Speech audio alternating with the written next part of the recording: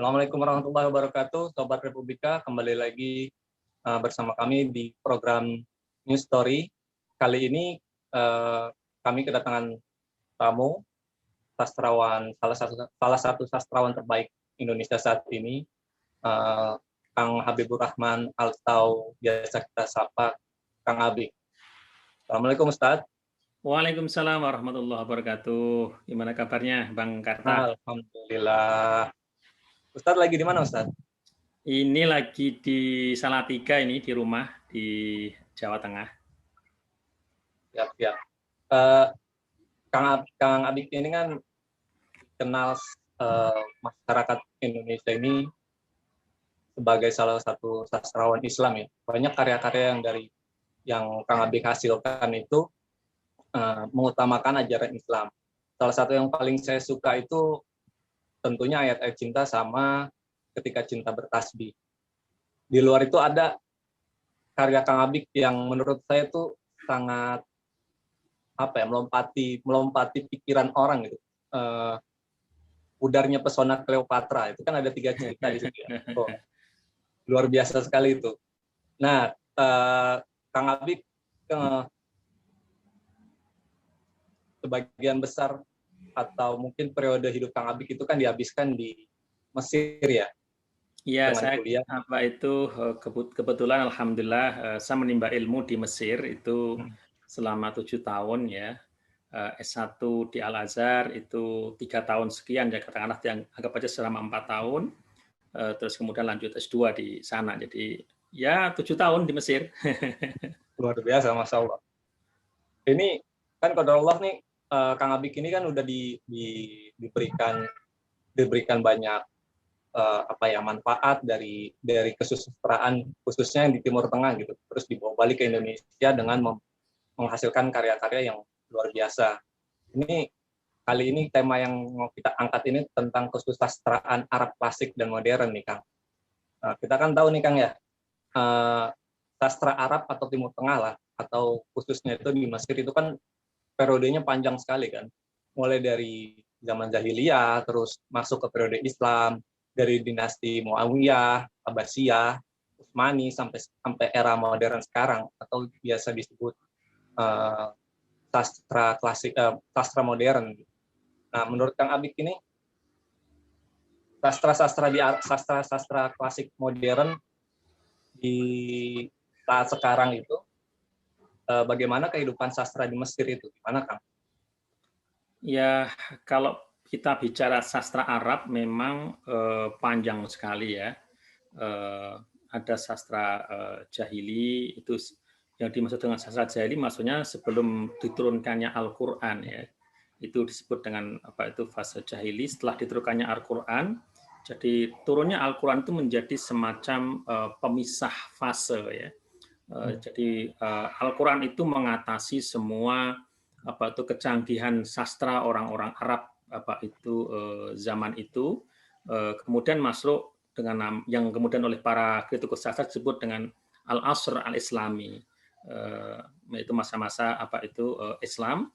Nanti zaman Nabi dan zaman sahabat itu disebut dengan fase sastra Arab, Islam fase awal.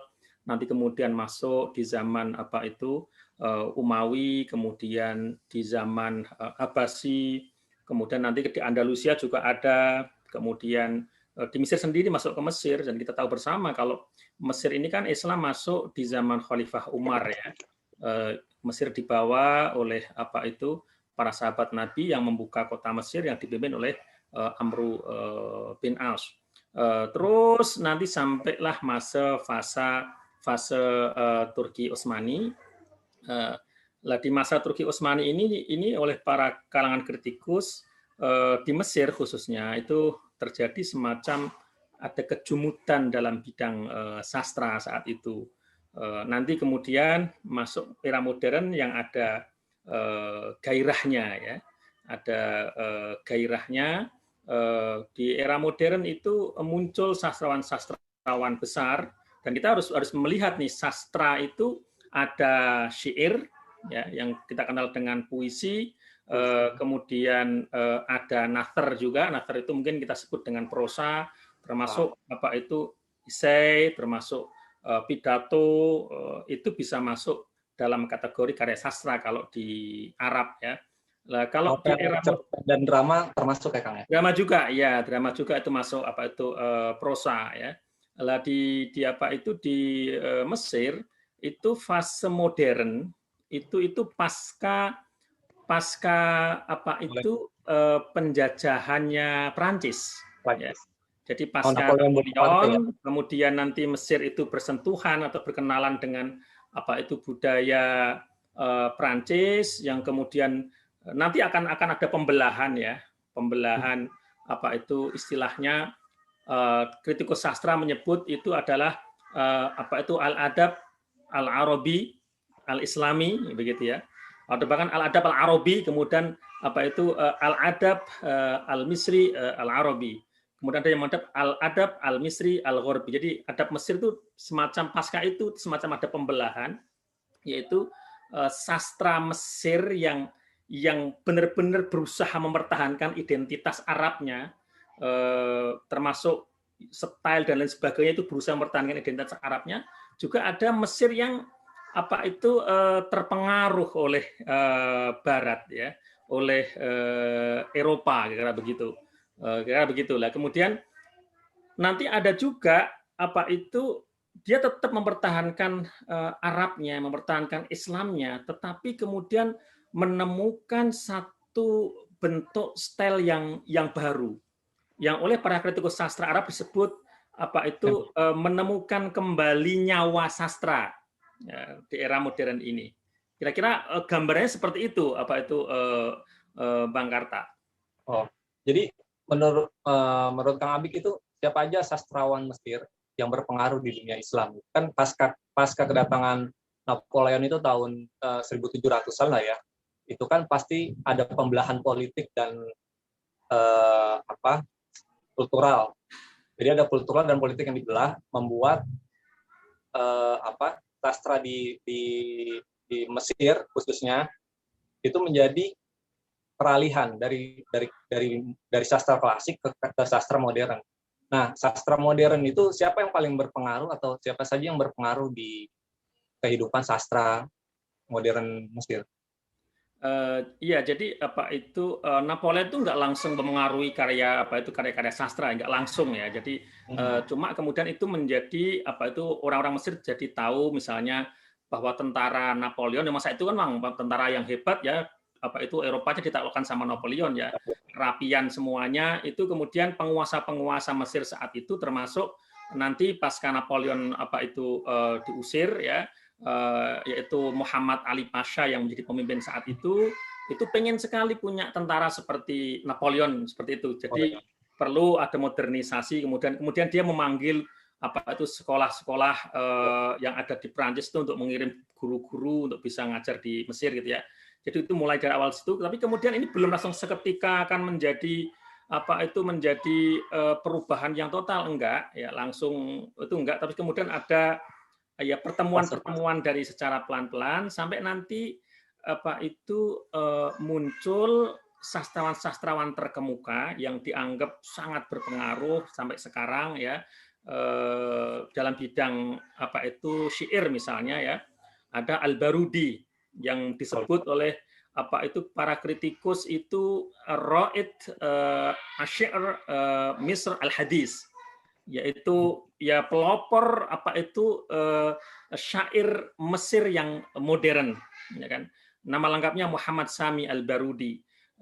Di sini dianggap bahwa Sami al-Barudi ini kembali apa itu memasukkan nyawa ummah, nyawa kebangsaan Arab, nyawa kebangsaan Mesir, nyawa keumatan, kira-kira apa yang dirasakan itu bisa dimasukkan. Jadi tidak sekedar apa itu seperti apa itu sastrawan-sastrawan sebelumnya ya, di zaman Napoleon ataupun sebelumnya, yang dia itu dianggap bahwa sastra itu hanya statis berupa qasaid, berupa syair-syair yang hanya memperhatikan bagaimana qawafi itu indah dan pas gitu ya, rimanya pas kira begitu, keindahan bahasanya pas, hanya begitu, tapi kurang apa itu masuk ke dalam apa itu ruhnya begitu ya.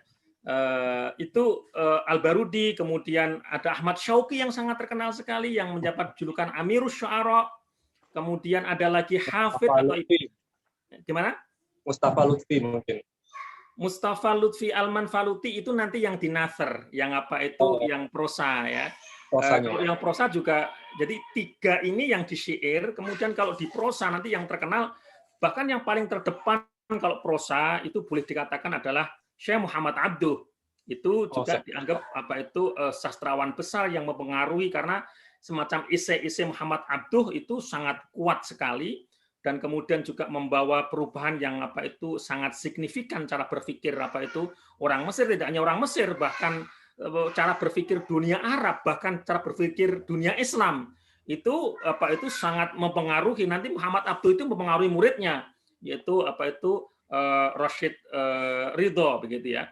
Terus kemudian selain Muhammad Abduh itu di bawahnya lagi ada sastrawan yang sangat terkenal. Ini kalau terkait sama Nathar ya, ada apa itu Abbas Mahmud Al-Aqad ya, itu sangat-sangat terkenal.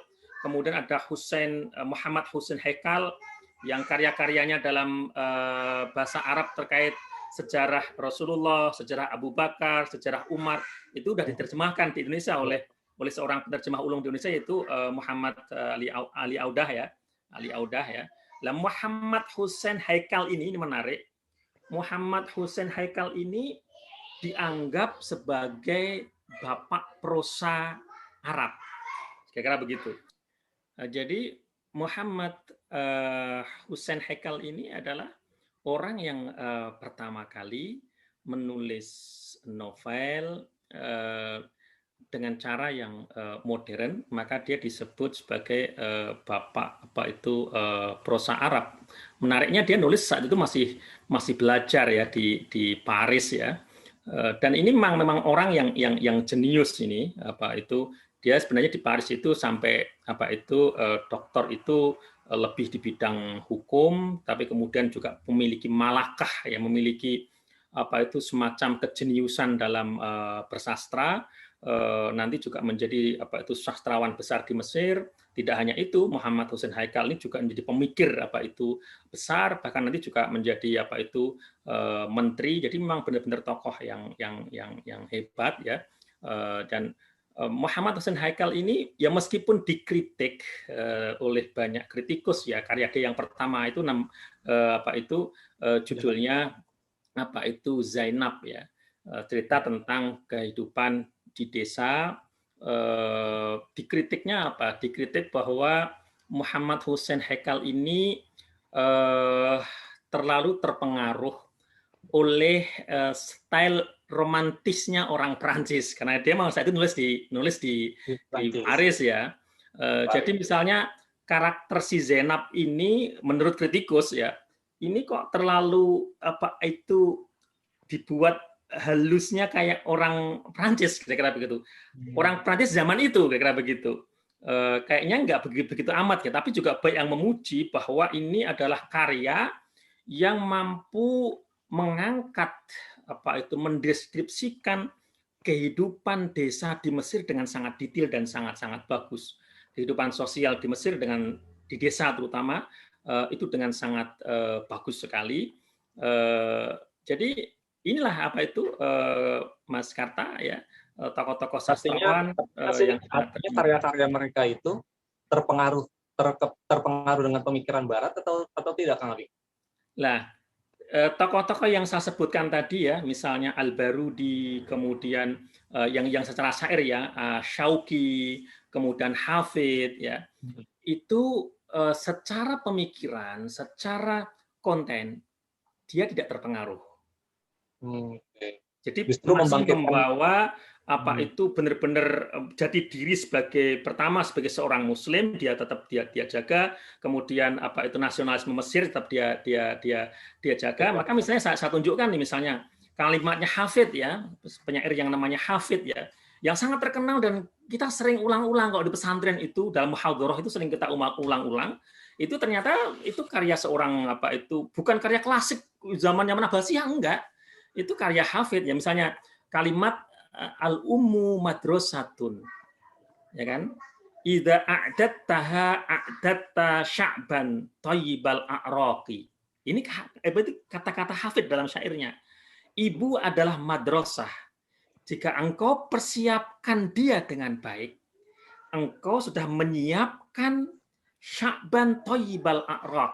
Sudah menyiapkan bangsa yang bagus, yang berkualitas, ya kan? Kemudian Ahmad Syauqi, ini lebih dahsyat lagi. Ahmad Syauqi ini sangat terkenal ya, syair-syairnya juga dinyanyikan oleh Ummu Kulsum. Kalau kita mendengar syair yang disenandungkan Ummu Kulsum, kita akan menangis ya tentang Rasulullah wulidal huda wal kainatu diya'u gitu. Itu kalau yang melantunkan Ummu Kulsum itu dengan suara yang sangat merdu ya. Wulidal huda, al-huda yaitu Rasulullah ya, yang membawa petunjuk ya. Makanya Ahmad Syauqi disebut penyair ya, Ustaz. Iya, jadi Ahmad Syauqi disebut Amirus Syu'ara. Amirnya, pangerannya para penyair. Karena memang syairnya bagus. Yang membedakan penyair-penyair modern ini dengan sebelumnya, yaitu setelah tadi ya, Ahmad Syauqi sendiri kan juga dia pernah di Eropa ya. Jadi tekniknya itu mendapat, ya namanya teknik ini kan dari mana saja bisa kita ambil selama itu baik kan, begitu kan. Jadi ada cara mengambil tekniknya yang diambil, terus kemudian dimasukkan ruhul ummah, karena mereka semua udah mulai belajar ilmu modern ya, sosiologi modern, antropologi modern dan seterusnya ya. Di situ yang membedakan ya. Nah, nanti memang juga ada sastrawan-sastrawan Arab modern yang pikirannya juga terpengaruh oleh Barat, ada ya. Dan itu nanti terjadi polemik itu. Misalnya Toha Hussein ya. Toha Hussein ini juga sastrawan yang besar ya kan.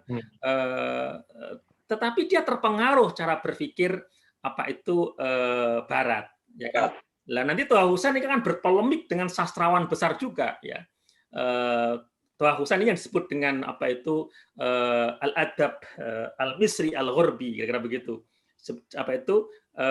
Sastra Mesir tapi yang terpengaruh oleh cara berpikirnya Barat. Ini berpolemik sangat hebat sekali dengan seorang ulama juga sastrawan besar di zamannya, yaitu Shadiq Ar-Rafi'i, yang sangat-sangat terkenal, yang punya Mustafa Shadiq. Ya, Mustafa Shadiq Ar-Rafi'i yang punya karya yang luar biasa, banyak sekali. Di antaranya yang terkenal adalah kumpulan esainya itu adalah Wahyul Qalam ya. Berarti bisa di sastra modern Arab itu bisa dimulai kira-kira tahun berapa, Kang Lebih? Ya, berarti 90-an atau 1930-an atau? Kalau tadi bahwa Al-Barudi itu dianggap sebagai raid syair al-Arabi al-mu'asir ya, bahwa Al-Barudi itu adalah pelopor syair-syair Arab modern, dan kita tahu bahwa Al-Barudi ini hidupnya dari tahun 1838 sampai 1904. Jadi sepertiga akhir abad 19. Itulah itu dimulai sastra Arab modern. Ya, kira begitu. Ya. Karena memang kalau kita bicara Arab itu terkait sama sastra, bahkan sampai sekarang pun juga masih diakui oleh dunia Arab sendiri bahwa ya meskipun kita tahu ya di Lebanon juga ada sastrawan hebat, kemudian di Baghdad juga ya, tetapi di era modern ini memang istilahnya semacam bandulnya itu ada di Mesir ya. Bandul bandul sastra Timur Tengah dan dunia atau Islam itu adanya di Mesir. Tapi di dunia Arab, dunia Islam itu memang ada di Mesir ya bandulnya ya. Beliau itu kan salah satu sastrawan klasik yang karyanya ya sampai sekarang juga bisa kita nikmatin lah. Menurut Kang Abik, apakah sastrawan-sastrawan modern Arab itu karyanya itu sudah setara atau bahkan melampaui sastrawan-sastrawan klasik di era-era sebelumnya. Jadi makamnya Jalaluddin Ar-Rumi itu ada di Turki saat ini ya. Lah kalau kita bicara tentang tadi ya memang Pak itu sastra semodern-modernnya itu kan nggak akan mungkin dipisahkan dari sastra sebelumnya ya. Saya rasa begini, jadi kalau kita bicara Jalaluddin Ar-Rumi itu sebenarnya dia seorang sufi besar. Jadi lebih dikenal sebagai seorang sufi besar yang dia kemudian menuliskan apa yang dia rasakan, ajaran-ajarannya itu dalam bentuk syair-syair yang sangat indah. Yang syair itu dalam bahasa Persia yang kemudian diterjemahkan dalam berbagai macam bahasa ya. Jadi Jalaluddin Ar-Rumi itu istilahnya ya milik dunia Islam, tapi tidak secara spesifik dia itu menjadi sastra Arab sebenarnya ya. Tapi kalau kita bicara tentang dunia Islam, apakah sudah bisa melampaui yang modern ini? Ya saya rasa begini Mas Karta, masing-masing punya kelebihannya. Ya, masing-masing punya kelebihannya. Kadang-kadang kan gini, timbangan zaman dulu dengan timbangan zaman sekarang itu bisa berbeda ya, nggak bisa diukur. Jadi perlu memang ada untuk mengukur itu perlu ada satu kesepakatan yang diukur apanya, cara mengukurnya bagaimana.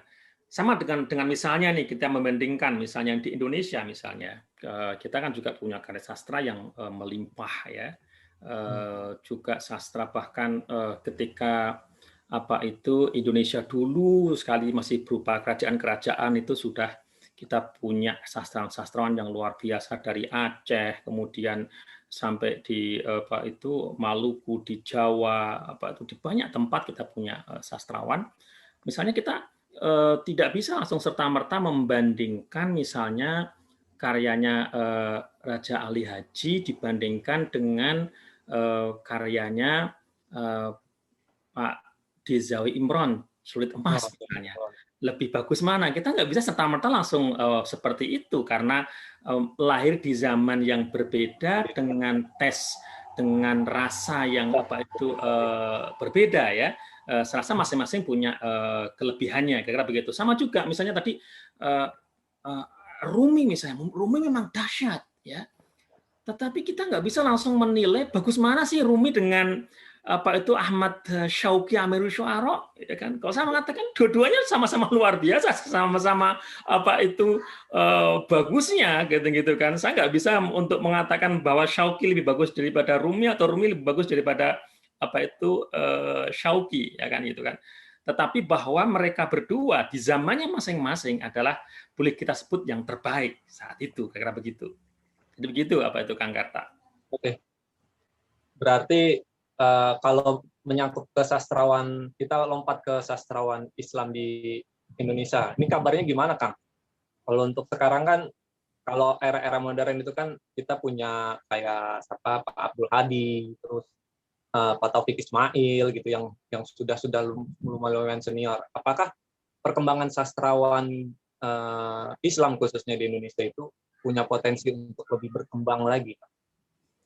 Iya, ini kan kita menghadapi tantangan yang besar ya, Kang Karta ya, dengan era sekarang ini, era digital ya, tantangan literasi ini kan dahsyat sekali ya, termasuk di bidang kesastraan ya. Tapi kita nggak perlu untuk pesimis. Saya rasa kita akan terus memiliki generasi penerus ya. Kita tahu bersama bahwa di Indonesia juga ada angkatan-angkatan ya, angkatan-angkatan sastrawan dari dulu angkatannya Khairil Anwar, kemudian nanti ada angkatan tahun 60-an ya, Pak Taufik dan era-era beliau, angkatan tahun 70-an itu nanti era-eranya MH Ainun Najib, kemudian Pak Abdul Hadi WM ya. Juga termasuk Pak Ahmad Tohari, kemudian nanti angkatan berikutnya yang lebih muda lagi, ada angkatan zaman Pak Ahmadun Yasir Fanda ya. terus angkatan-angkatan yang lebih muda lagi itu ada Helvi Tiana Rosa, ya, pasca Helvi termasuk apa itu saya juga ikut apa itu menulis, dan saya melihat ya, saya amati apa itu banyak penulis-penulis muda saat ini, bahkan dengan sekarang ada apa itu era digital yang ada Facebook dan lain sebagainya, di antara mereka juga menerbitkan, sebagian mereka itu menerbitkan karya sendiri dijual lewat Facebook, dan sebagian itu memiliki kualitas yang apa itu bagus, ya. Memang kalau kemudian kita harus melihat dan menilai, memang tidak mudah untuk menilai karya yang anak-anak muda yang baru saja berkarya, kira-kira begitu, kemudian harus dinilai dengan karya yang sudah sangat jadi dan sudah melegenda, ya. Misalnya menilai misalnya puisi-puisi apa itu anak-anak muda yang juga bagus-bagus, yang sebagian anak muda-muda itu bahkan dengan puisinya diundang ke Eropa, saya tahu beberapa misalnya. Terus kemudian ditanya lebih bagus mana dengan puisinya Sutarji Kalsumbahri misalnya, ya tentu itu saya rasa juga kurang apa itu kurang pas, ya. Ya, tapi mungkin kita bisa melihat begini, apakah terobosan-terobosan angkatannya Sutarji itu sudah juga bisa dilakukan dengan bagus oleh sastrawan sekarang? Ini yang mungkin perlu untuk kita lihat. Apakah kreativitasnya sejauh mana, novelty, kebaruan yang dihadirkan oleh sastrawan-sastrawan muda ini, apakah sekuat zaman-zaman dulu? Dan itu faktornya sangat banyak sekali. Karena kalau saya membaca banyak kritikus itu menulis itu, Kang Karta, bahwa sastra-sastra besar itu banyak juga dipengaruhi oleh peristiwa-peristiwa besar yang dialami oleh satu bangsa, dialami oleh apa itu sastrawan itu misalnya, ya kan. Jadi peristiwa besar itu kemudian akan mempengaruhi karya. Misalnya apa itu sastra Andalus, ya, yang kita tahu bersama, Andalus juga bagus. Itu nggak akan sekuat kalau dibandingkan dengan karya Al-Mutanabi. Meskipun sama-sama bagus. Kenapa? Karena Andalus itu dirasa itu nggak ada tantangan sosial yang kuat begitu. Karena sudah negaranya makmur dan sebagainya, kan, jadi lebih kepada apa ya? Sastra tentang keindahan musim, tentang keindahan istana, kira-kira begitu ya. Tidak sedahsyat apa itu Mutanabi, tidak sedahsyat apa itu sastra zaman jahiliyah, apa itu zaman apa itu Antara bin Sadat yang sastranya luar biasa, kan begitu, karena dia mengalami zaman perbudakan, kan begitu misalnya, ya gitu ya. Nah, ini apa itu zaman sekarang ini, anak-anak milenial ini, ya tergantung apakah ada yang merasakan apa itu tantangan zaman yang dahsyat. Kalau mereka mengalami bahwa ini ada tantangan zaman yang dahsyat, mungkin akan lahir sebuah sastra yang dahsyat. Karena kalau kita lihat karya-karyanya Rendra misalnya, itu lahir dari kondisi sosial yang membuat Rendra itu harus berpikir keras, harus merasakan, harus terlibat, involved di dalamnya, bahwa ada persoalan besar yang harus diperjuangkan. Kira-kira begitu. Artinya latar belakang pendidikan, latar belakang kehidupannya seorang sastrawan, dan apa ya, kehidupan pribadinya di masa itu mempengaruhi hasil karyanya itu sendiri, gitu, Kang, ya? Iya, apa itu kondisi apa itu sosial itu juga apa itu punya pengaruh, ya. Kalau kita melihat misalnya beberapa sastrawan yang dapat Nobel misalnya, dia memperjuangkan apa yang ada di negaranya misalnya, ya memang saat itu kondisinya memang kondisi yang menuntut dia untuk apa itu berteriak dengan sangat-sangat lantang, kan begitu, kan. Nah, kita bisa melihat ya, puisi-puisinya Pak Taufik Ismail misalnya, itu kan ada semacam pergeseran. Kalau kita lihat misalnya puisinya Pak Taufik Ismail yang Ditirani dan Benteng itu kan sangat kuat sekali, ya kan.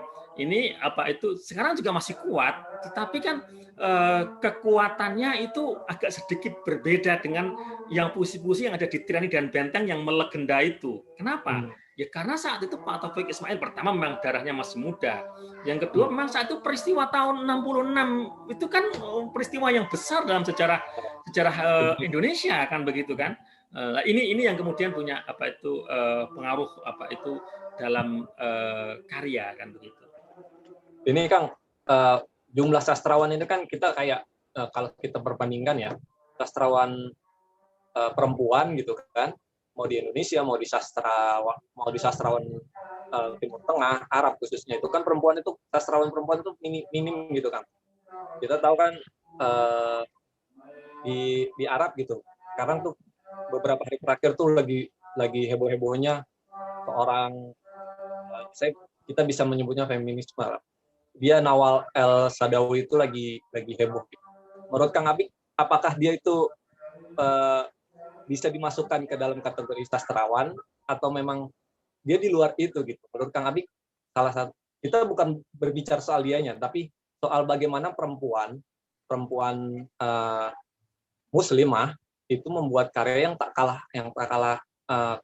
kalah bagus gitu dari sastrawan perempuan di luar Islam. Nah, jadi kalau bicara itu sungguhnya apa itu ya memang apa itu di seluruh dunia, nggak hanya di dunia Islam ya, kalau kita sebut lebih banyak penulis perempuan atau penulis laki-laki, memang sampai sekarang mungkin ya masih banyak apa itu sastrawan yang laki-laki mungkin ya, tetapi tidak kemudian jumlah mereka itu kok nggak signifikan, yang perempuan nggak sangat signifikan sekali. Di Mesir juga sama, sastrawan perempuan tuh di Mesir juga sangat apa itu banyak sekali. Kalau bicara tentang Nawal apa itu Sa'dawi, apakah dia bisa dimasukkan dalam apa itu kalangan sastrawan? Ya dia punya novel-novel yang apa itu mendapatkan apa itu atensi dari para kritikus, terutama di Barat. Ya tentu dia masuk dalam kalangan apa itu sastrawan gitu kan. Tetapi kalau saya pribadi menyebut dia itu adalah aktivis feminis yang radikal kan, menurut saya dia itu apa itu radikal yang sungguhnya kalau kita lihat apa itu jadi pengalaman dia di masa kecil dengan segala penderitaannya itu yang kemudian mempengaruhi apa itu jalan pikirannya, yang kemudian dia menabrak banyak hal seolah-olah seluruh dunia itu apa itu tanda petik sedemikian apa itu jahatnya kan begitu kan. Kemudian ini ditangkap oleh Barat kemudian membesarkan. Kalau kita boleh jujur, di Mesir ada yang lebih dahsyat, jauh lebih dahsyat dibandingkan dia. Misalnya Bintu Syati ya, Aisyah Abdurrahman itu dia seorang yang sangat jenius sekali. Dia punya apa itu, dia secara akademik juga jenius, secara kedalaman ilmu balaghahnya juga tidak diragukan lagi karena dia guru besar di bidang apa itu balaghah. Dalam bidang sastra juga sama, dia mendapatkan penghargaan sastra tingkat nasional di Mesir dan di dunia Arab. Bahkan dia mendapatkan penghargaan sastra apa itu dari Malik Faisal. Dari Malik Faisal ini kan ada Malik Faisal kayak semacam Nobel di dunia Islam ya. Jadi apa itu Bintu Syati ini atau Aisyah Abdurrahman ya, Profesor Doktor apa itu Aisyah Abdurrahman ini juga mendapat apa itu semacam Nobel dari dunia Islam dari apa itu Malik Faisal ya begitu ya.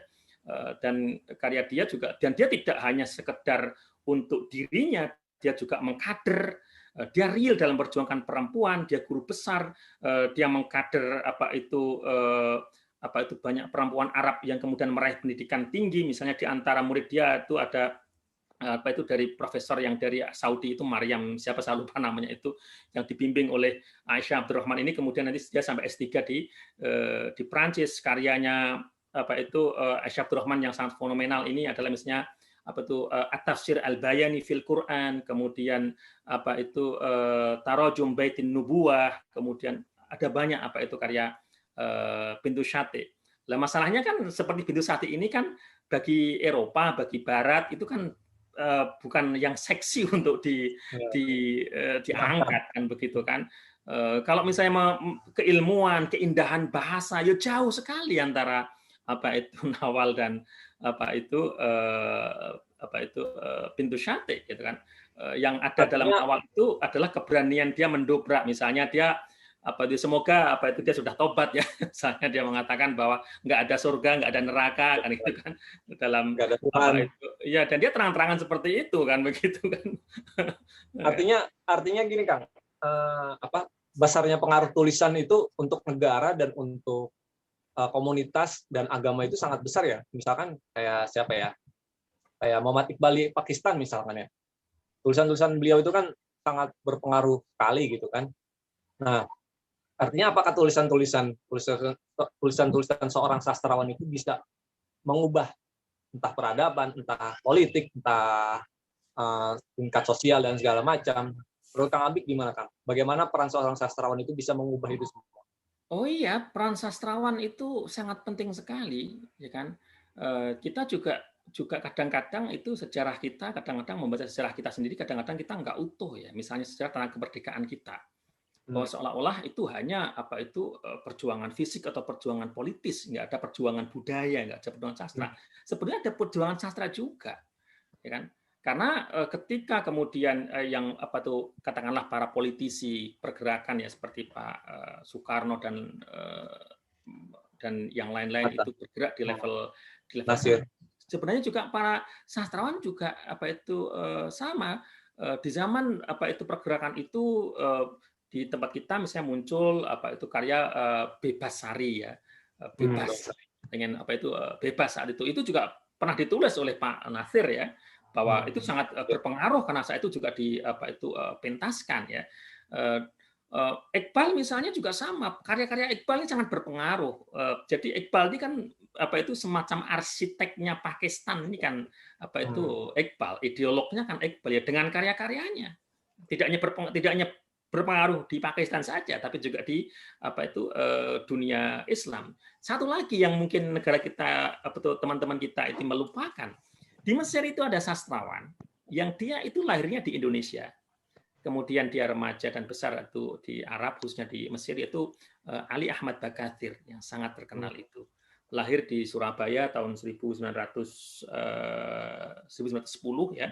Wafatnya di Kairo tahun 1969. Ini sastrawan ulung luar biasa.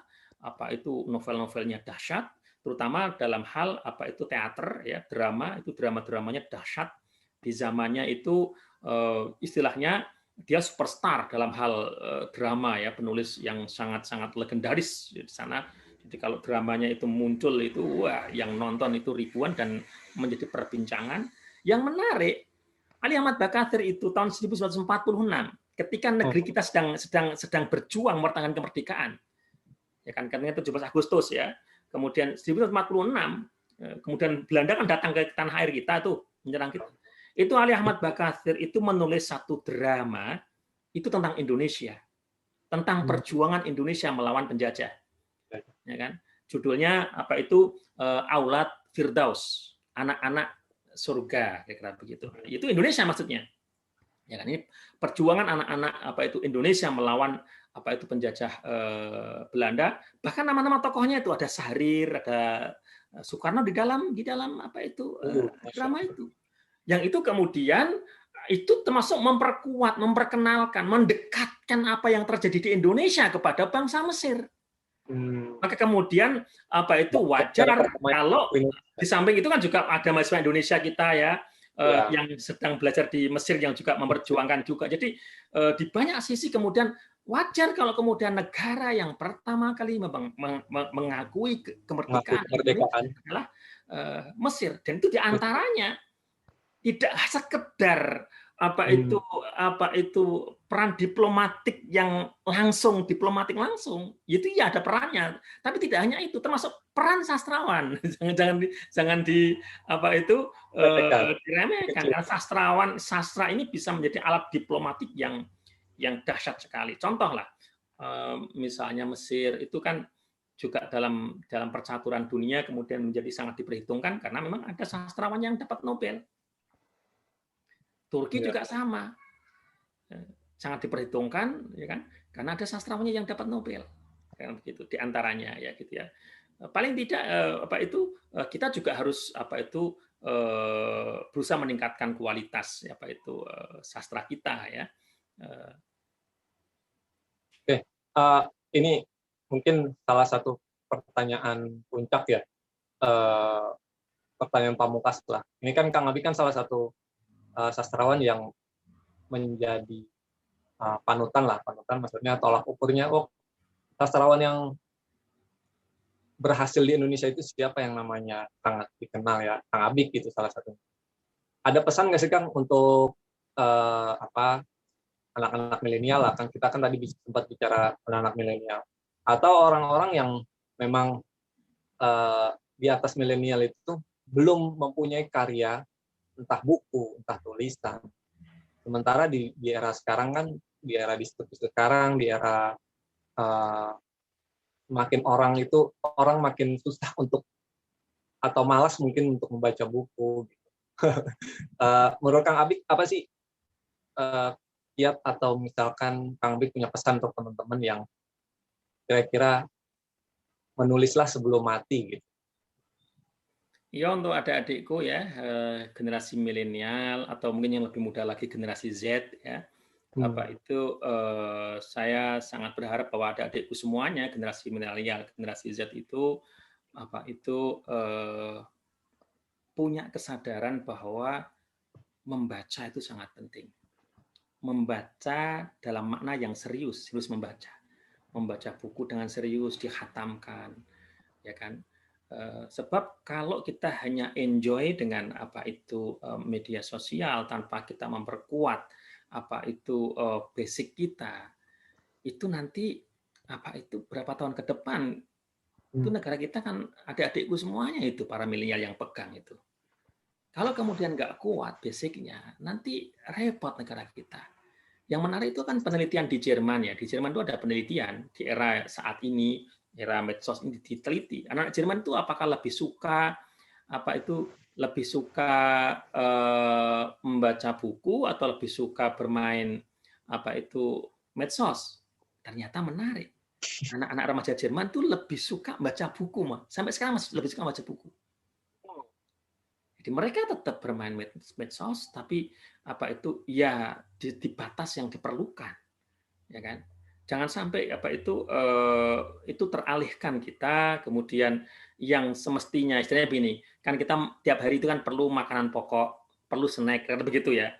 Kalau kita itu lebih mementingkan snack, kemudian kita nggak mengkonsumsi makanan pokok, itu kira-kira kan ya akibatnya bisa fatal, kan begitu. Untuk mengejar ketertinggalan itu gimana, Kang? Ya, gitu kan. Lah, untuk di sana ini perlu kerjasama dengan banyak pihak, orang tua, guru dan lain sebagainya. Lah kalau untuk adik-adik itu begini, adik-adikku semuanya, yang paling kamu suka baca apa dulu deh. Misalnya suka baca komik, nggak apa-apa dimulai dari komik, ya kan? Dari situ kemudian nanti terus. Yang penting ada intensitas keistiqomahan membaca. Terus kemudian baru kemudian dari membaca itu menulis dengan sungguh-sungguh juga harus mulai. Kalau bisa nulis status itu pasti juga bisa nulis yang serius. Bisa nulis cerita, bahkan bisa marah-marah di media sosial misalnya, itu pasti juga nulis serius juga bisa. Lah, energi itu perlu dirapikan ya, adik-adikku harus mulai belajar cara yang memanfaatkan teknologi ini menjadi teknologi yang berkualitas untuk meningkatkan kualitas juga kehidupan kita dan kualitas bangsa kita di masa yang akan datang.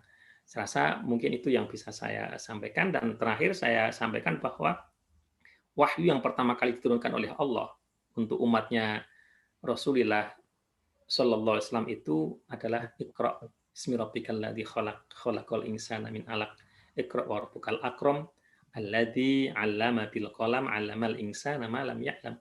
Jadi membaca dan menulis itu sangat esensial, sangat penting untuk membangun peradaban. Istilahnya kalau adik-adikku ingin menjadi orang yang sukses, membaca yang serius, nulis yang serius, insya Allah sukses. Hadza wa astagfirullah li wa lakum. Terima kasih Kang Abi atas waktunya, atas ilmunya, atas pencerahannya untuk kita tentang kesusastraan Arab klasik sampai kita bicara ke sastra Indonesia, sampai memberikan pesan untuk teman-teman atau adik-adik yang belum mempunyai karya gitu. Jadi sebaik mungkin tuh sebisa mungkin menulis. Karena dengan menulis itu gampang kok, menulis itu kayak minum air kan. Kalau minum air itu kita udah kayak kebiasaan gitu, tidak perlu dipaksa, ya pasti minum. Karena itu udah kebutuhan. Kalau kita sudah terbiasa membaca, nanti naik tingkatan ke sebagai penulis. Mungkin itu Kang Abik. Terima kasih waktunya. Insya Allah lain kali ketemu lagi di tema yang berbeda.